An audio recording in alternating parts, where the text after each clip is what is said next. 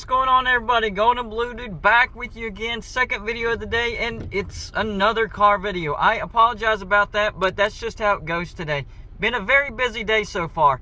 And hey, if you haven't hit the like and subscribe button, go ahead and do that, especially if you're a college football or a college basketball fan. That's what we do here every single day. Go check out my Patreon page. We have a wider selection over there as well. And don't forget to send in your I am Golden Blue Dude or we are Golden Blue Dude video to my email at refssuk@gmail.com. I'll leave that email in the description of this video. And yes, I am a West Virginia fan, but I do videos of teams across the nation. But today, on this particular video, it's actually going to be about West Virginia. So if you're not a West Virginia subscriber, you're more than welcome to stick around. I'm just letting you know. So a lot of coaching shifts and changes going on at West Virginia University. And it's making a lot of West Virginia fans a little nervous. But I'm here to say it's actually a good thing. So we already know that Trickett is no longer the tight ends coach at West Virginia. He left West Virginia. Now Jared Parker might be leaving West Virginia to accept the tight ends coach position at Notre Dame. So West Virginia fans are starting to freak out about that. But relax, I'm telling you. First off, we have Graham Harrell. He took over as offensive coordinator and quarterback coach, and Jared Parker was assistant offensive coordinator. But his title kind of overlapped what Graham Harrell did. Now, our previous quarterback coach was Sean Regan. Now, that's going to be taken care of by Graham Harrell now. Now, Sean Regan apparently has been moved to tight ends coach. That's what his bio says now. So it looks like he's going to take the place of Trickett. So the biggest question is, who's going to be our wide receivers coach?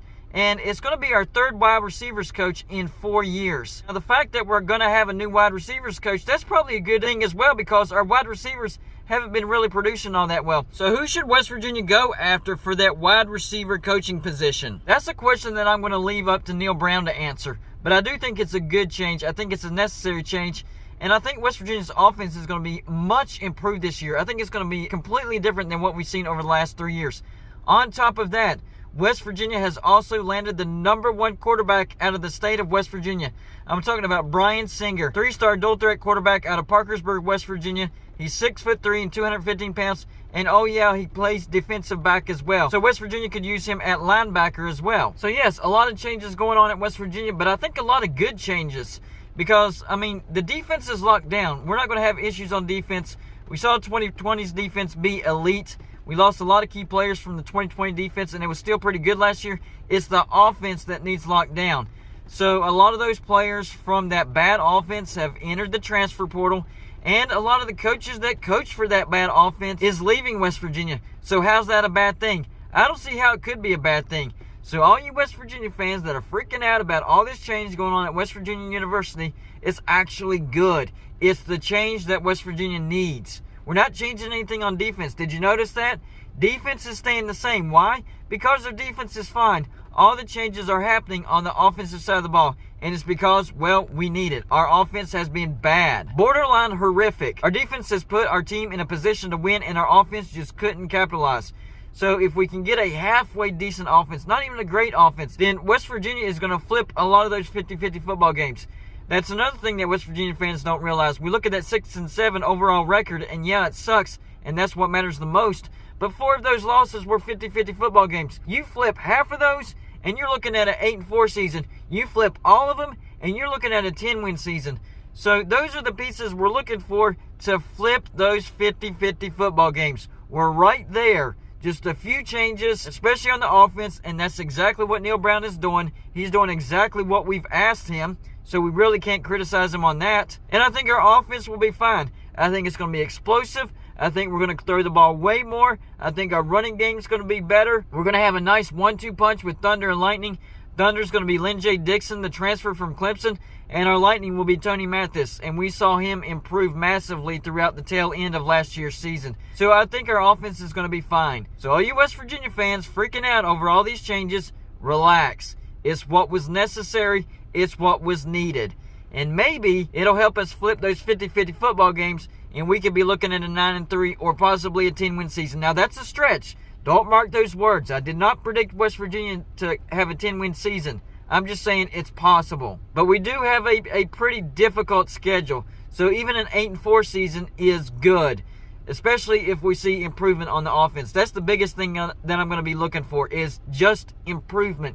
Even if we don't have a 10-win season or a 9-3 season, if we go 7-5 or 8-4, that's fine. as long as we're seeing improvements on the offense. And our team is young too, so if we can keep everybody improved, then West Virginia has a great future. And I like the way Graham Harrell calls games. Even when one of his teams does have a weakness on offense, he'll call misdirection plays away from that weakness until the weakness is addressed and fixed. And he likes to focus on what the offense likes to do well, especially avoiding the situations that we're not good at. And that allows your offense to limit mistakes, control the clock, and move the ball. When you look at what Graham Harrell did at USC, he had them in the top 25 in offense pretty much every stinking year he was there. And a couple of times they were nipping at the top 10. So USC wasn't bad because of their offense. They were terrible because of their defense. Well, here at West Virginia, he's going to have a really good defense to work with. So I expect our offense to put up numbers, our defense to be fine as usual, and you'll see a progression at West Virginia when it comes to football. Just a little food for thought for all my fellow West Virginia fans out there. Don't freak out. Change is necessary. Change is good, especially with what we've seen over the past 3 years with our offense. Defense is fine. Defense is up to where we want it to be. In fact, if we would have had a halfway decent offense, we might be looking at a couple of 10-win seasons because that defense has been elite. I think special teams needs to be addressed as well. And the big question is, are we going to see Matt Moore exit West Virginia as well? Because one of the biggest issues we saw on the offense is the offensive line. And Matt Moore has been the offensive line coach. So that needs to be addressed as well. Now, I'm not saying you necessarily fire Matt Moore, but he definitely needs to improve that offensive line. We have talent there. That's not the issue. I know they're young. I know they have to gel, but this is the second off season that they're going to have together. So if we don't see an improvement at the offensive line, then some big changes need to happen at that offensive line coach position. So I would suggest that Matt Moore is on the hot seat at West Virginia. Not necessarily have to fire him, but if Neil Brown doesn't see improvement over this offseason, then some changes definitely need to happen. I mean, you can only disguise your weaknesses for so long until they show up and affect the game. I do like Nico back there. Will Crowder's going to be utilized. Brian Singer, a Adulter at quarterback. So we're going to have some quarterbacks that can actually get out of trouble. But we'll also need a running game. So if that offensive line isn't fixed, then our running game isn't going to get any better as well. So that's the biggest focus for this offseason is that offensive line.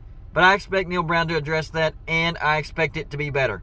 Anyways, y'all let me know in the comments section what you think about this coaching shuffle going on at West Virginia football. That's all I got for you for this show. Like and subscribe if you haven't already, and I'll see you on my next show.